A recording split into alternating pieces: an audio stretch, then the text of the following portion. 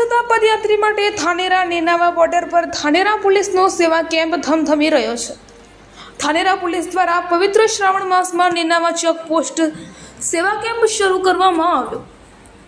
આ સેવા કેમ્પ છેલ્લા 10 વર્ષથી કરવામાં આવે છે। આ સેવા કેમ્પમાં લીંબુ શરબત, મેડિકલ અને સૂકા નાસ્તાનું વિતરણ કરવામાં આવી રહ્યું છે।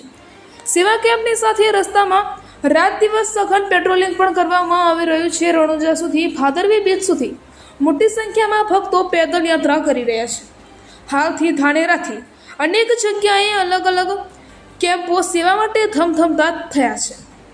એ જ રીતે નેનાવા ખાતે પોલીસ કેમ્પ પણ ભક્તો માટે સેવાનું કેન્દ્ર બન્યું છે। ધાનેરા પોલીસ સલામતી, સુરક્ષા અને સેવાના સૂત્રને સાચા અર્થમાં સાકાર કરી રહ્યું છે। આ સેવા કેમ્પમાં સમાનુસાર દરેક પોલીસ કર્મચારીઓ ભક્તોની સેવા કરી રહ્યા છે।